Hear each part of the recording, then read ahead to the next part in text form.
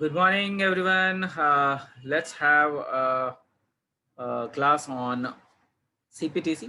That is, we have already done a lot of programmings into it, and we have started control programming, and we have also done some theories on it. कुछ theories हम लोगों ने किया है, और हम लोगों ने ये देखा है कि कंट्रोल स्ट्रक्चर्स में कौन कौन सी चीज़ें आते हैं. मैं आपको शेयर करने जा रहा हूँ स्क्रीन. ये देखिए, जो आपको शेयर किया जा रहा है, इसमें देखिएगा कि जो हमने आपको दिखाने की कोशिश की है यहाँ पे, आपका जो है, हमने इफ स्टेटमेंट लास्ट क्लास में बताया था, हमने कंट्रोल स्टेटमेंट बताया था. कंट्रोल स्टेटमेंट में लूपिंग बताया था, लूपिंग और अनकंडीशनल, कंडीशनल, ये तीनों चीज़ें थी. तो कंडीशनल कंट्रोल स्टेटमेंट हम लोग कर रहे थे. कंडीशनल कंट्रोल स्टेटमेंट में हम लोगों के पास चार चीज़ें आई थी: if statement, if else statement, nested if statement और स्विच स्टेटमेंट. तो इसको हम लोगों ने आगे बढ़ाया था. इफ स्टेटमेंट में मैंने आपको दिखाया था कि इफ स्टेटमेंट क्या होता है, और इफ स्टेटमेंट का एक एग्जाम्पल भी हमने यहाँ पे बताया था. इफ स्टेटमेंट जब भी आपसे पूछा जाएगा कि एक्सप्लेन इफ स्टेटमेंट, तो आप केवल और केवल एक्सप्लेनेशन नहीं करेंगे, बल्कि उसके साथ उसके सिंटैक्स को लिखेंगे, उसके फ्लो चार्ट्स को लिखेंगे, और उसके एक प्रोग्राम का आप एग्जाम्पल ज़रूर देंगे. तो कहने का मतलब ये है कि हम लोगों को मार्क्स लेना है, तो किसी को कोई भी पॉइंट छोड़ना नहीं है जहाँ पे एग्जामिनर कोई मार्क्स काट सके. एक चीज़. दूसरी चीज़ ये कि हम लोगों ने जो किया है वो अभी तक केवल और केवल इफ स्टेटमेंट किया है. उसके एग्जाम्पल्स, एक एग्जाम्पल हमने देखे. आज हम लोग एक दूसरा एग्जाम्पल देखने जा रहे हैं. वो ये है, ये देखिएगा. यहाँ पे जो इफ स्टेटमेंट है, यहाँ पे कहते हैं कि करना क्या है. सो देखिए, write a program to accept two floating point numbers. मतलब दो ऐसे फ्लोटिंग पॉइंट नंबर्स लेने हैं. फ्लोटिंग पॉइंट नंबर्स मतलब ऑब्वियसली वो फ्रैक्शनल में होंगे. Write a program to accept two floating point numbers. Floating point numbers लेने हैं, और उसको जो है हम लोगों को ये देखना होगा. तो इसका मतलब ये है कि जो हम लोग जो आपका फ्लोटिंग पॉइंट नंबर्स होता है, वो क्या होता है. वो फ्लोटिंग पॉइंट नंबर्स कुछ और नहीं है, बल्कि it is a number in decimal form. तो डेसिमल फॉर्म मतलब, या कहिए कि फ्रैक्शनल फॉर्म. तो फ्रैक्शनल फॉर्म में होता है, मतलब डेसिमल के बाद भी कुछ होंगे, पॉइंट में आंसर आएगा. अब उसके बाद क्या है कि उसको करना क्या है कि कंप्यूट देयर रेशियो. उसका रेशियो चाहिए. If the ratio is greater than zero. अगर रेशियो जो है जीरो से बड़ा होगा, ऑब्वियसली जब नंबर डालेंगे, कोई पॉजिटिव नंबर देंगे, तो रेशियो तो जीरो से बड़ा ही होगा. तो it exchanges the content of these numbers. तब क्या करेगा कि एक्सचेंज कर देगा कंटेंट्स. मतलब ए का जो नंबर है वो बी को चला जाएगा, बी का जो नंबर है वो ए में चला जाएगा, अगर जीरो से बड़ा है तो अब जैसा कि हम लोगों ने पहले भी एल्गोरिदम किया था, उसी चीज को मैं यहाँ पे कंटिन्यू करूंगा. वैसा ही सेम आप लोगों को प्रोग्राम बनेगा.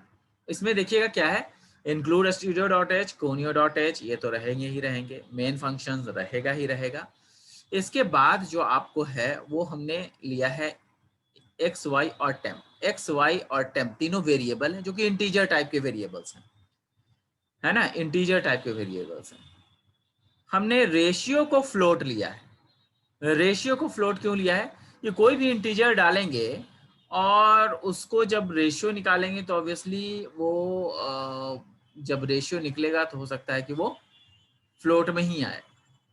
तो जनरली फ्लोट में ही आएगा, मतलब फ्रैक्शनल में आएगा. इसीलिए हमने फ्लोट किया. CLR SCR ये क्लियर करेगा स्क्रीन को. याद रखिएगा कि मेन के बाद कई लोग क्या कर रहे हैं, आप लोग, कि मेन के बाद जो है यहाँ पे सेमीकोलोन लगा दे रहे हैं. तो सेमीकोलोन बेसिकली किस लिए यूज होता है? ध्यान रखिएगा कि सेमीकोलोन जो यूज होता है वो पर्टिकुलर लाइन को टर्मिनेट करने के लिए होता है, मतलब उस पर्टिकुलर लाइन को बंद करने के लिए होता है. अगर हम लोग मेन फंक्शन को सेमीकोलन लगा देंगे तो मतलब मेन फंक्शन टर्मिनेट हो गया, मेन फंक्शन आगे फंक्शन बना ही नहीं, ये सब गड़बड़, खत्म हो गया। तो मेन फंक्शन को आप टर्मिनेट नहीं कर सकते, मेन फंक्शन को आपको बंद नहीं करना है। अगर मेन फंक्शन को बंद कर दिया तो प्रोग्राम चलेगा कैसे, क्योंकि कंट्रोल सबसे पहले जो है आपका मेन फंक्शन को खोजता है।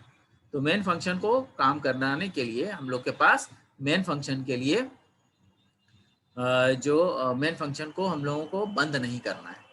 तो मेन फंक्शन के बाद या फिर कोई भी इस तरह का फंक्शन लिखा जाए, कोई भी फंक्शन कभी भी, तो उसको हम बंद नहीं करेंगे।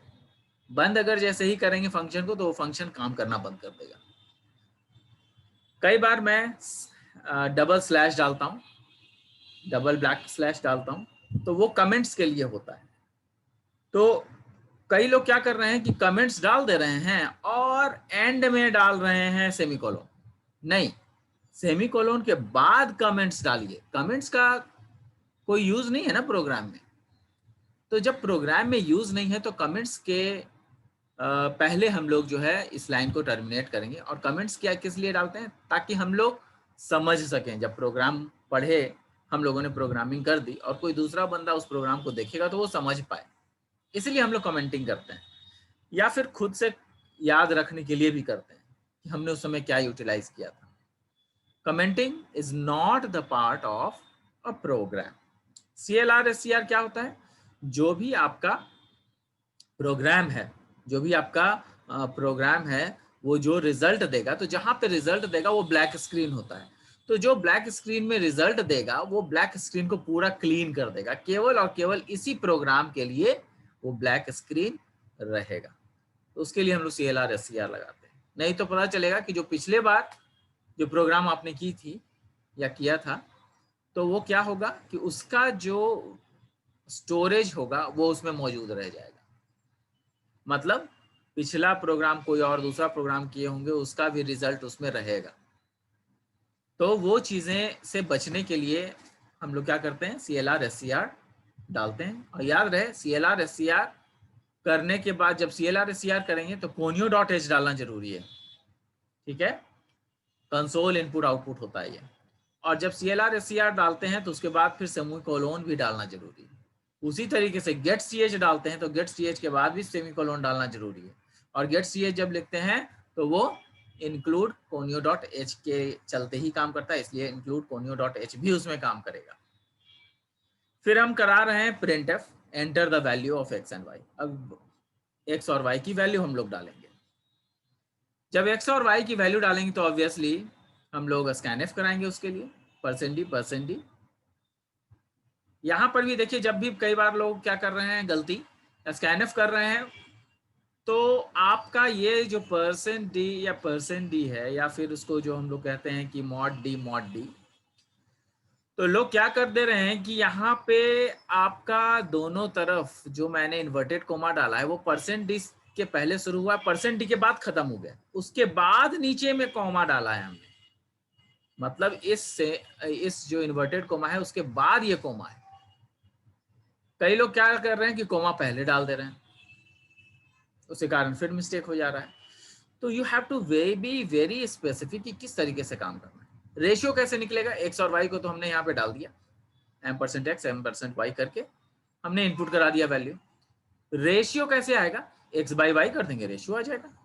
अब वही चीज चेक करें कि रेशियो जब x बाई y करेंगे, जैसे 3/4 या 4/2 करेंगे, तो जो रेशियो आएगा अगर वो 0 से बड़ा है, यही था हमारा कंडीशन, तो यहाँ पे देखिए हम लोग रेशियो को प्रिंट कराते हैं। रेशियो हमेशा जो है, इसीलिए हम लोगों ने रेशियो को क्या लिया था, फ्लोट लिया था, इसीलिए उसका यहाँ पे %f लिखा है। तो रेशियो जब फ्लोट होगा तो हमारा आंसर जो है वो पॉइंट्स में आएगा, मतलब फ्रैक्शनल में आएगा, इसीलिए हमने उसको प्रिंट यहाँ पे प्रिंट करा दिया। रेशियो हमारा आ गया। अब हम लोग रेशियो को चेक कर रहे हैं कि वो 0 से बड़ा है कि नहीं। ऑब्वियसली कोई भी पॉजिटिव नंबर देंगे तो वो 0 से बड़ा ही होगा। तो if ratio is greater than 1, अब यहाँ पे इफ कंडीशन लग गया, यहाँ पे इफ कंडीशन हमने लगा दिया। अब इफ कंडीशन में क्या है, if ratio is greater than 1, तो क्या करना है, अदला बदली करना है। तो हम लोग कैसे करेंगे, एक तीसरा वेरिएबल जो कि टेम्प नाम का लिए थे उसमें क्या करेंगे, x की वैल्यू को डाल देंगे। x की वैल्यू कहाँ चली गई, टेम्प में चली गई। फिर x की वैल्यू यहाँ पे, x की वैल्यू तो टेम्प में चली गई, टेम्प में भर गया। अब x खाली हो गया, x में अब क्या कर सकते हैं हम लोग, y की वैल्यू को डाल रहे हैं। x में क्या कर रहे हैं हम लोग, y की वैल्यू डाल रहे हैं। y खाली हो गया, x भर गया और y की वैल्यू x में चली गई। अब जो x की वैल्यू यहाँ पे हम लोग टेम्प में डाला था उसको क्या कर रहे हैं कि टेम्प को हम लोग y में डाल दे रहे हैं। तो हो गया ना चेंज, मतलब x की वैल्यू y में और y की वैल्यू x में आ गया। तो वही चीजें हमने यहाँ पे किया है और फिर दोनों को प्रिंट करा दिया, x की वैल्यू और y की वैल्यू को प्रिंट करा दिया। x is equal to %d, y is equal to %d, x, y gets it. तो इससे क्या होगा, this will exchange the number of 2 elements. ठीक है। अब नेक्स्ट में अब हम लोग देखते हैं इफ एल्स स्टेटमेंट। अब इफ एल्स स्टेटमेंट क्या होता है, हम लोगों ने इफ स्टेटमेंट देख लिया। अब यहाँ पे देखिएगा कि इफ स्टेटमेंट में हमने केवल एक ही स्टेटमेंट डाला है, इफ, है ना, और अगर ये ऐसा 0 से बड़ा है तो ये प्रिंट कर देगा, इसलिए इफ स्टेटमेंट यहाँ पे काम कर रहा है। इफ एल्स स्टेटमेंट में क्या होता है, ये ध्यान दीजिएगा। नाउ इफ एल्स स्टेटमेंट होता क्या है कि अगर ये चीज सही है तब तो ठीक, नहीं तो दूसरा भी काम है, दूसरा चीज भी हो सकता है। तो यहीं पे एल्स पार्ट का प्रयोग होता है। तो इफ और एल्स यहीं पर हम लोग काम में लाते हैं और इफ एल्स का बड़ा ही बहुत ही ज्यादा यूजेस है। तो the if statement is used to execute only one action. क्या होता है इफ स्टेटमेंट, इफ स्टेटमेंट में केवल एक ही एक्शन को हम लोग कर सकते हैं, लेकिन यहाँ पर 2 एक्शन को साथ साथ एग्जीक्यूट कर सकते हैं। मतलब 2 एक्शन में से चूज कर सकते हैं कि कौन सा एक्शन होगा। जैसे यहाँ पे देखिए, if a statement is used to execute only one action, but if there are 2 statements to be executed alternatively, alternatively कहने का मतलब क्या है, ऑल्टरनेटिवली कहने का मतलब ये है कि आपका जो एग्जीक्यूशन हो रहा है वो इफ एल्स का तो हो रहा है, सॉरी इफ का तो हो ही रहा है, लेकिन उसके साथ एल्स भी जुड़ गया। मतलब जैसे पिछले प्रोग्राम में क्या था कि अगर आपका ऑड है तो प्रिंट करो, नहीं तो कुछ नहीं प्रिंट करना है। यहाँ पर क्या हो जाएगा कि उसी प्रोग्राम को अगर करना चाहें तो हम लोग इफ और एल्स लगा सकते हैं। उसमें होगा क्या कि अगर कोई नंबर ऑड है तो बहुत अच्छी बात है, अगर नहीं है, बाई चांस वो ऑड नहीं है तो इवन प्रिंट करो, ऑड है तो ऑड प्रिंट करो, नहीं तो इवन प्रिंट करो। तो यहाँ पे दोनों कंडीशन काम करेंगे, लेकिन उस केस में क्या था, केवल और केवल ऑड ही काम कर रहा था। नाउ यहाँ पे देखिए, लेट अस सी कि यहाँ पर जो आपका स्टेटमेंट्स है जो अल्टरनेटिवली यूज हो रहा है वो कैसे हो रहा है, तो वो इफ एल्स के माध्यम से हो रहा है। If else statement is to way branching, साफ साफ कहता है कि जो आपका इफ एल्स स्टेटमेंट है वो टू वे ब्रांचिंग है। टू वे ब्रांचिंग कैसे, एक तो इफ पार्ट और दूसरा else part. Now we will see how it is being done. The general syntax for if else is given below. यहाँ पे जैसे इफ कंडीशन लगता था, इफ कंडीशन लगा, स्टेटमेंट लगता था, स्टेटमेंट लगा। यहाँ पे इफ कंडीशन क्लोज होता था, क्लोज होने के बाद यहाँ पे एल्स स्टेटमेंट का प्रयोग होगा, और वो जो एल्स स्टेटमेंट है वो यहाँ पर शुरू हो जाएगा। यहाँ पे पेज खत्म हो गया है, नीचे कुछ है नहीं, तो यहाँ पे है, यहाँ पे आपका एल्स स्टेटमेंट चला, स्टेटमेंट 2 एग्जीक्यूट हुआ। अगर ये कंडीशन सही है तो यह स्टेटमेंट एग्जीक्यूट हो जाएगा, नहीं सही है, अगर ये इफ कंडीशन ही सही नहीं है तो क्या होगा, वो एल्स में चला जाएगा और फिर ये स्टेटमेंट को यूटिलाइज करेगा। ना उसी को मैंने एक्सप्लेन किया है। Here the condition is tested and if the result of this logical test is true, if the condition here the condition is tested and if the result of this logical test is true, then a statement 1 is executed, otherwise a statement 2 is executed। अगर if condition का जो statement है वो अगर true हुआ तब तो सही है, वो क्या होगा, स्टेटमेंट 1 एग्जीक्यूट हो जाएगा, जैसा कि मैंने यहाँ पे लिखा है, देखिए यहाँ पे स्टेटमेंट 1 है, ये स्टेटमेंट 1 एग्जीक्यूट हो जाएगा अगर इफ कंडीशन सही हुआ। अगर इफ कंडीशन स्टेटमेंट सही नहीं हुआ तो क्या होगा, एल्स पार्ट में चला जाएगा, तो स्टेटमेंट 2 एग्जीक्यूट होगा, है ना। यहाँ पे देखिए, यहाँ पर क्या है, after executing if the result of this logical test is true, then statement 1 is executed. Otherwise, statement 2 is executed. After executing one of these two statements, the control transfers to the statement immediately following if else statement. if else statement जब खत्म हो जाएगा, उसके बाद जो है if else में से जो भी चूज किया जाएगा वो अगर खत्म हो गया, उसके बाद का जो स्टेटमेंट है वो एग्जीक्यूट होगा। After executing one of this two statements, मतलब स्टेटमेंट 1 होगा या स्टेटमेंट 2 होगा, दोनों में से कोई एक भी एग्जीक्यूट हो गया तो उसके बाद फिर क्या होगा कि कंट्रोल ट्रांसफर हो जाएगा, बाकी इसके बाद जितने भी स्टेटमेंट्स हैं उसको आगे बढ़ाने के लिए। Now we will see the flow chart. Flow chart देखिए यहाँ पर है, यहाँ पे जो भी कंडीशन लगा इफ कंडीशन, अब यहाँ पे इफ कंडीशन को हम लोग चेक कर रहे हैं। इफ कंडीशन क्या है, ट्रू है या फॉल्स है। अगर ट्रू हुआ तो स्टेटमेंट 1 एग्जीक्यूट होगा, अगर यहीं पे फॉल्स हो गया तो ये ट्रू तरफ जाएगा ही नहीं, सीधा फॉल्स में चला जाएगा और स्टेटमेंट 2 एग्जीक्यूट हो जाएगा। और दोनों में से कोई भी स्टेटमेंट एग्जीक्यूट हुआ तो उसके बाद नेक्स्ट एग्जीक्यूटेबल स्टेटमेंट में आ जाएगा। हम लोग सब कुछ देखेंगे, प्रोग्राम वगैरह सब कुछ देखेंगे, आप लोग को बिल्कुल समझ में आ जाएगा। Let's move, please take the screenshots if you want. Next page में देखिए यहाँ पे क्या है, यहाँ पे एक एग्जाम्पल दिया गया है, write a program to accept 2 numbers and check whether it is equal और अनइक्वल। बात को समझिए, कहा क्या गया है, प्रोग्राम कहता है कि 2 नंबर लीजिए, मतलब लिया हमने x इज इक्वल टू 2 और y इज इक्वल टू 3 ले लिया हमने, तो हमें ये प्रोग्राम के जरिए बताना है कि क्या 3 के बराबर 4 है या 2 के बराबर 3 है। नहीं है तो हम लोग नॉट इक्वल लिखेंगे, अगर है मतलब अगर दोनों नंबर हम 3 लेते और फिर से 3 ले लेते तो दोनों नंबर इक्वल हो जाता, x is equal to 3 y is equal to 3, तो दोनों नंबर इक्वल हो जाता। तब उस केस में क्या लिखाएगा, yes the numbers are equal, मतलब x की एक अलग वैल्यू हो और y की एक अलग वैल्यू हो और दोनों वैल्यू को टेस्ट करना है कि whether both the values are same और नॉट। ठीक है, ये आपका प्रॉब्लम हो गया। अब इस प्रॉब्लम को हम लोग जो है आगे देखेंगे क्या किया है हमने। stereo.h, conio.h ये तो लिखना ही लिखना है, मस्ट है। मेन फंक्शन शुरू करेंगे, int x, y, CLR, SCR ये क्या कर रहा है, क्लियर स्क्रीन कर रहा है। printf enter the values of x and y, हम लोग x और y की वैल्यू को क्या कर रहे हैं, प्रिंट करा रहे हैं। ये केवल एक स्टेटमेंट है, this statement does not have to do anything with the program. ये जो प्रिंटिंग स्टेटमेंट शुरू में हम लोग डालते हैं उससे केवल और केवल हम लोगों को ये पता चलता है कि हम लोगों को हाँ ये काम करना है, मतलब ये है कि ये it is just an indication, this program this statement does not have to do anything with the programme.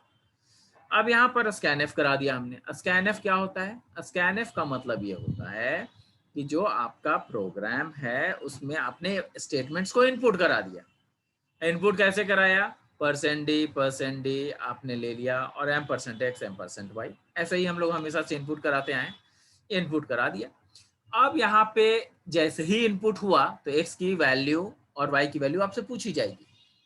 अगर आपने डाला x इज इक्वल टू, ध्यान दीजिएगा मैं बोल रहा हूं कि अगर आपने डाला value x is equal to 3 और y इज इक्वल टू 3 तो उस केस में क्या होगा, यहाँ पे चेक करेगा condition, if x is equal to y, double equal to का मतलब क्या होता है कि सेम है या नहीं वो पता करना है।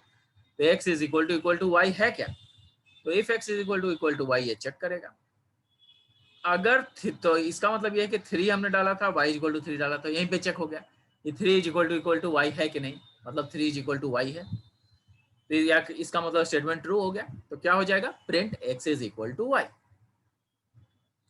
अगर बाय चांस हमने यहाँ डाला होता x इज इक्वल टू 3 और y इज इक्वल टू 4, तब क्या होता कि यहाँ पर आपका स्टेटमेंट गलत हो जाता, मतलब x is equal to y नहीं होता।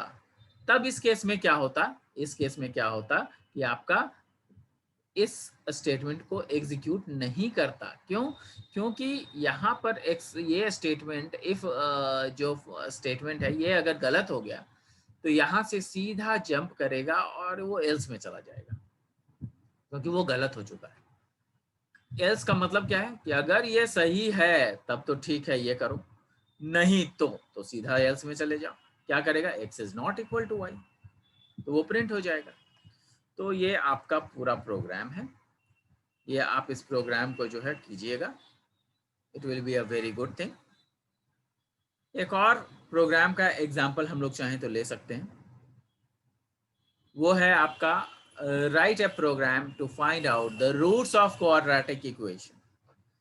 रूट्स ऑफ क्वाड्रेटिक इक्वेशन का हम लोगों ने ऑलरेडी फ्लो चार्ट किया हुआ है, हम लोगों ने एल्गोरिदम किया हुआ है। नाउ अब उसी का प्रोग्राम कर रहे हैं हम लोग। तो अब इसमें क्या करना है सो देखिए किस तरीके से करना है। अब क्वाड्रेटिक इक्वेशन का निकालना है तो ऑब्वियसली थोड़ी मैथमेटिकल टर्म्स यूज होने वाली है, तो math.h का भी प्रयोग करेंगे, studio.h, conio.h और math.h तीनों को ले लेंगे। क्वाड्रेटिक इक्वेशन में होता क्या है, सबसे पहले हम लोग डिस्क्रिमिनांट निकालते हैं, जो कि आपका क्या होता है b² - 4ac होता है। तो b² - 4ac यहाँ पे निकालने के लिए हम लोग सभी चीज को वहां पे डालेंगे, जैसे float x1, x2, a b c और d, जो कि डिस्क्रिमिनांट के लिए। अब यहाँ पे a b c इसलिए क्योंकि डिस्क्रिमिनांट में हम लोग जानते हैं b² - 4ac होता है, तो ना हमको b मालूम है, ना a मालूम है, ना c मालूम है, तो a b c को तो हमें वेरिएबल लेना ही होगा ना। फिर उसके बाद हम लोग आगे बढ़ेंगे, तो इसीलिए हम लोगों ने क्या किया है, यहाँ पे a b c को एंटर करा दिया है। ठीक है, a b c को एंटर कराने के बाद हम लोग क्या करते हैं कि d = b² - 4ac। हालांकि यहाँ पे मैंने एक सेमीकोलन छोड़ दिया है, प्लीज पुट इट देयर, गलती से छूटा है। तो d = b² - 4ac ये फॉर्मूला होता ही है, ये हमने यहाँ पे लिख दिया। अब यहाँ पे d चेक होगा। क्यों? क्योंकि हम लोग जानते हैं कि d अगर 0 से बड़ा हुआ, छोटा हुआ, इक्वल टू हुआ तो कुछ ना कुछ उसका मतलब होता है। अगर d = 0 है तो क्या होगा, d = 0 है इसका मतलब roots are real and equal, है ना। रूट्स क्या होगा, रियल और इक्वल होगा अगर d = 0 होता है। लेकिन अगर d इज ग्रेटर देन 0 या लेस देन 0 है तो लेस देन 0 में इमेजिनरी या कॉम्प्लेक्स हो जाता है, जबकि आपका d जब ग्रेटर देन 0 होता है तो हम लोगों का क्या होता है, अगर d ग्रेटर देन 0 है तो आपका roots are real and distinct हो जाता है। तो ये चीजें हम लोग आज देखेंगे। कैसे देखेंगे, इफ d = 0 है तो यहाँ पे प्रिंट की स्टेटमेंट लिखेंगे, the root is real and equal. यहाँ पे इफ कंडीशन लग गया है ना, यहाँ पे हमने प्रिंट करा दिया the root is real and equal. और जो आपका इफ d = 0 होता है तो उसका जो फॉर्मूला होता है यहाँ पर क्या हो जाएगा, x1 = -b/2a, है ना। x1 क्या होता है, -b/2a, जबकि x2 क्या होता है, x2 x1 के बराबर ही होता है। तो यहाँ पर क्या होगा, फर्स्ट रूट निकल जाएगा और सेकेंड रूट निकल जाएगा। Print f first root %f, second root %f। तो फर्स्ट रूट %f किसके लिए, ये x1 और x2 है। x1 और x2 हमने बता दिया, डिफाइन कर दिया x1 x2 क्या हुआ, तो x1 x2 को हमने प्रिंट करा दिया फर्स्ट रूट और सेकेंड रूट के जरिए। जबकि अगर एल्स पार्ट में जाएंगे तो वो लेस देन 0 होगा, तो क्या होगा, the root is imaginary and complex. Printf कराएंगे, the value of roots are does not exist. क्यों? क्योंकि अगर लेस देन 0 अगर कुछ चीज हुआ तो वो निगेटिव में चला जाता है, इसका मतलब उसका कोई वैल्यू इमेजिनरी निकलता है, उसका नहीं होता है वैल्यू। ठीक है, तो यहाँ पे वो चीज हम लोग नहीं लेंगे, तो हम लोग क्या करा देंगे, value of roots are not does not exist. अब इसमें देखिएगा कि यहाँ पे आपका इफ कंडीशन लगा था, फिर आपका उसी में एल्स कंडीशन लगा। अब एल्स कंडीशन के साथ ही हमने क्या किया है, दिमाग लगाया है, क्या किया, फिर उस एल्स के साथ फिर एक इफ लगा दिया हमने, मतलब एल्स के अंदर फिर इफ लग गया, एक इफ उसका एल्स और एल्स के अंदर फिर इफ, समझ गए। तो अब हम लोग क्या कर रहे हैं कि उसको इफ को लगा दिया, इफ यहाँ बंद भी कर दिया। अब ये एल्स पार्ट ही चल रहा है, तो अब इफ कंडीशन लग गया। अब इस इफ का एल्स ये है और उस इफ का एल्स ये है, तो ये वाला इफ का एल्स यहाँ पे अब काम करेगा। तो अब देखिए यहाँ पर जो है हम लोगों ने ले लिया print f, the roots are real and distinct. Real और डिस्टिंक्ट में एल्स में पार्ट में जाएंगे, मतलब अगर इक्वल टू 0 हुआ तो मैंने बता दिया क्या होगा, लेस देन 0 होगा तो बता दिया क्या होगा। अब ग्रेटर देन 0 बताने की जरूरत नहीं है, वो एल्स पार्ट समझ जाएगा कि जब दोनों नहीं है, तो जब लेस देन नहीं है, इक्वल टू नहीं है, तो क्या होगा, ग्रेटर देन होगा। और जब भी ग्रेटर देन 0 होता है तो रूट्स रियल और डिस्टिंक्ट होते हैं, और रियल और डिस्टिंक्ट होते हैं उसका फॉर्मूला होता है x1 और x2 का। तो x1 क्या होगा, minus b plus square root of d, है ना, बाई 2a, ये आपका फॉर्मूला होता है। फिर x2 का भी वैसे ही, एक में प्लस एक में माइनस, तो minus b minus square root d by 2a।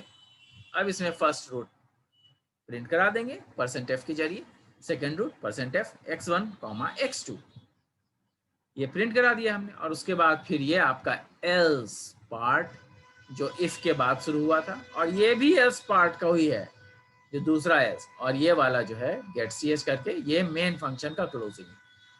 पहला वाला क्लोजिंग जो ये इफ पार्ट था, देखिए मैं आपको बताता हूँ, इस इफ पार्ट का जो एल्स है उसका क्लोजिंग, दूसरा क्लोजिंग इस एल्स का क्लोजिंग, और तीसरा क्लोजिंग जो आपका यहाँ मेन शुरू हुआ था। क्यों, क्योंकि इफ का जो क्लोजिंग है वो तो यहीं पे कर दिया था हमने, फिर ये एल्स का शुरू हुआ, इस एल्स को स्टार्ट किया, उसके अंदर इफ कर दिया, तो पहले इफ की क्लोजिंग हुई, फिर इस इफ की एल्स की क्लोजिंग हुई, फिर उसके बाद इस एल्स की क्लोजिंग हुई, उसके बाद फिर सीधे मेन की क्लोजिंग हुई।